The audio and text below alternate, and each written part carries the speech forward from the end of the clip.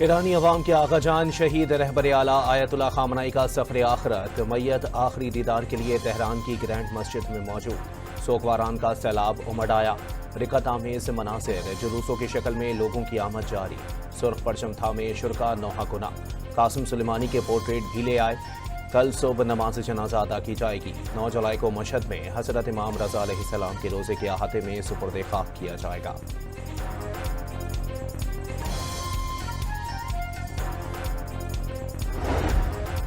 Tehran کے امام Khomeini مصلی میں شہید آیت اللہ خامنائی کی تعزیتی تقریب، وزیر اعظم شہباز شریف کی قیادت میں پاکستانی وفد کی شرکت، فیلڈ مارشل عاصم منیر، نائب وزیر اعظم اسحاق ڈار، وزیر داخلہ محسن نقوی، بلاول بھٹو اور مراد علی شاہ کی بھی تقریب میں شرکت۔ پاکستان ایرانی عوام کے غم میں برابر کا شریک، دونوں ممالک کے برادرانہ تعلقات اور بھائی چارہ ہمیشہ کی طرح مضبوط رہے گا، شہباز شریف کی گفتگو۔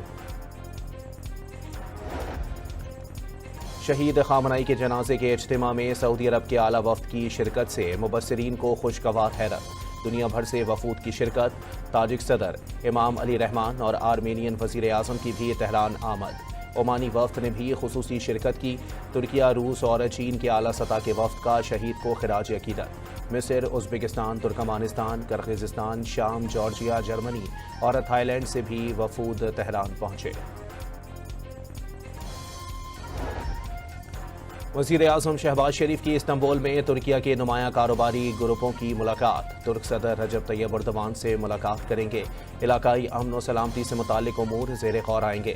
دو طرفہ تعلقات، تجارت اور سرمایہ کاری کے شعبوں میں تعاون کو مزید فروغ دینے پر بھی تبادلہ خیال ہوگا۔ شہباز شریف کا پاکستان کی میزبانی میں بزنس کانفرنس سے خطاب بھی شیڈول۔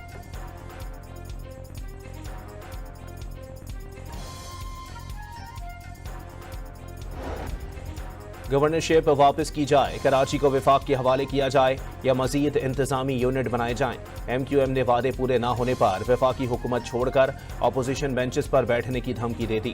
وقت آ گیا ہے کہ عوام سڑکوں پر آئیں، وفاق کو مداخلت کرنی ہے تو ابھی کر لیں۔ فاروق ستار کا ایم کیو ایم کو دیوار سے لگانے کا شکوہ، گورنر سندھ کی تبدیلی پر رانا ثناء اللہ اور خواجہ آصف سے وضاحت کا مطالبہ۔ کوٹا سسٹم اور شہری علاقوں میں ترقیاتی منصوبوں پر سندھ سرکار پر بھی کڑی تنقید۔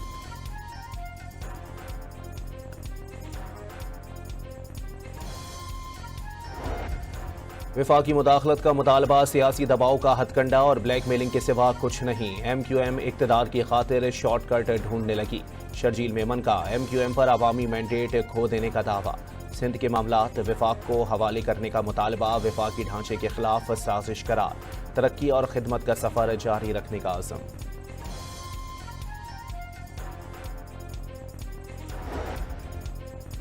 جذبہ رحم دلی کے باعث ایران کو جنازے کے لیے 1 ہفتے کی مہلت دی۔ امریکی صدر ڈونلڈ ٹرمپ کا جنگ کے دوران ایران کو زبردست نقصان کا دعویٰ، کہا کہ تہران واشنگٹن کے ساتھ تصفیے کے لیے بےتاب ہے۔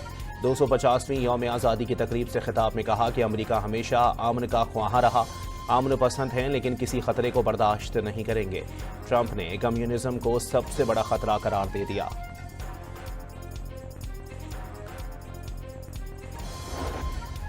جنگ کے بعد صورتحال بدل چکی ہے، امریکہ کو تجارت کے معاملے میں موجودہ حقائق کو تسلیم کرنا ہوگا۔ اسپیکر ایرانی پارلیمنٹ باقر کالباف کی ازبک ہم منصب سے ملاقات میں گفتگو، واضح کیا حالات ماضی کے مقابلے میں بہتر ہوئے اور جنگ کے بعد کی پیش رفت نے امریکیوں کو موجودہ حقیقتیں قبول کرنے پر مجبور کر دیا۔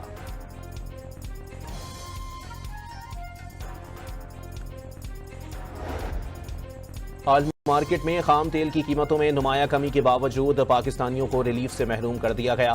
پیٹرول اور ہائی سپیڈ ڈیزل کی قیمت میں 1.97 فی لیٹر کی معمولی کمی کی گئی۔ ملک میں فی لیٹر پیٹرول پر شہری 119 اضافی دینے پر مجبور۔